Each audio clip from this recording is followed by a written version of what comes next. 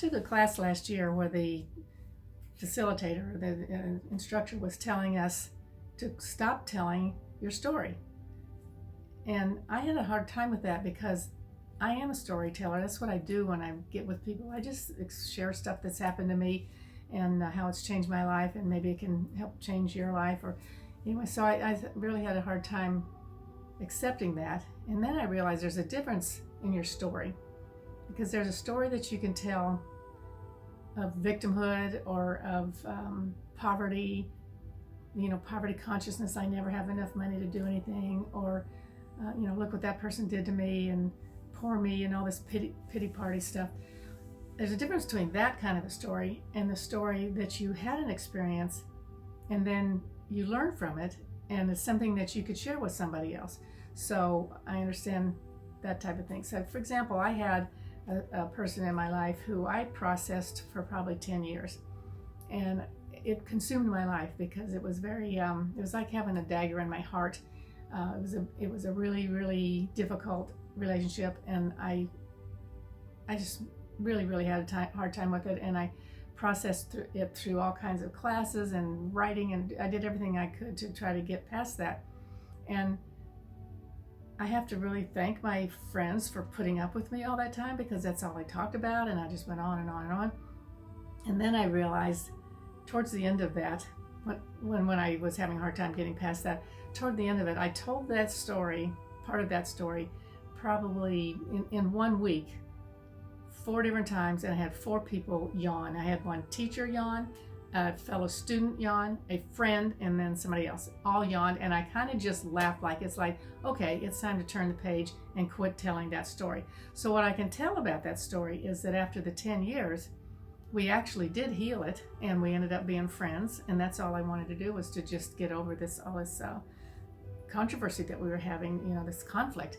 I didn't like it. I don't like that in my life. But anyway, it eventually did heal. So that's the part of the story I can tell, is how it healed. Then I had a situation. My grandson used to live here, and we had an interesting relationship. And yeah, so everybody knows that story, who knows me. And but I don't need to go on and on about what he did to me and how he treated me and all that kind of stuff. No, I just need to know that we were together at a certain time for a specific reason. It was a karmic thing that I felt like I needed to rescue him.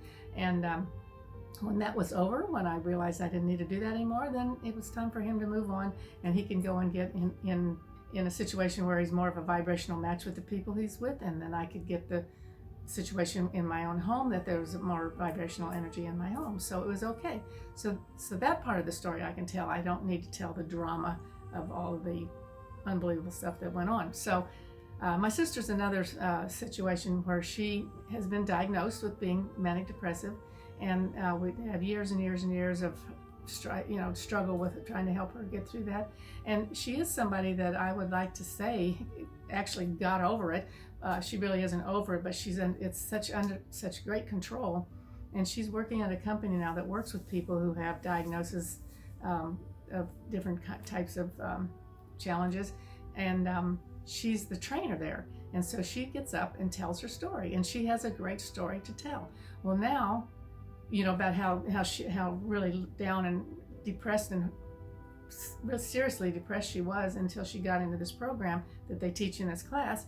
And now she's just like, she's like way up. She's been there, I think, 13 years, and she's the trainer, and she's actually found her niche in life that she can get up and talk it and tell her story. But she did mention the other day that she can't remember her story anymore because she's done with it. She doesn't need to keep talking about that story. And so that's another part of her story, is that you get to a point where you forget about what it is that you were all concerned about and that you have to keep telling everybody. And a lot of times you're telling the story so that you can get people joining you on your side to say, yeah, that was really terrible what he did to you. And it's really, so you have people lining up with you. And that probably is exactly the reason you're telling the story, is like, look what happened to me, and come join me in my misery. So anyway, just remember, you are the stories that you tell, and pay attention to what you're saying to other people. First of all, is it something that they would be interested in hearing about? And then you don't need to go on and on and on about the victim part of it and the poverty part of it and all the other parts of it that has shaped you, made you who you are now. You can be grateful for all those things happening to you because that's who you are now. But it's time to move on past that and live the new person that you are now. And you don't have to keep telling that same story. So anyway, just check around at what's going on in your life and what stories do you keep telling to everybody who will, who'll give you 2 minutes to listen to you. See if you can, and also see if you can spread out something that makes people feel good, makes them happy. You can inspire them and makes them feel better about their life and realizing what really wonderful things are going on in the world, in certain parts of the world. There's still a lot of wonderful things going on, and we have a beautiful place to live. It's an absolute fabulous time to be here. So we can focus on those kind of stories. Anyway, that's the story for today. Talk to you later.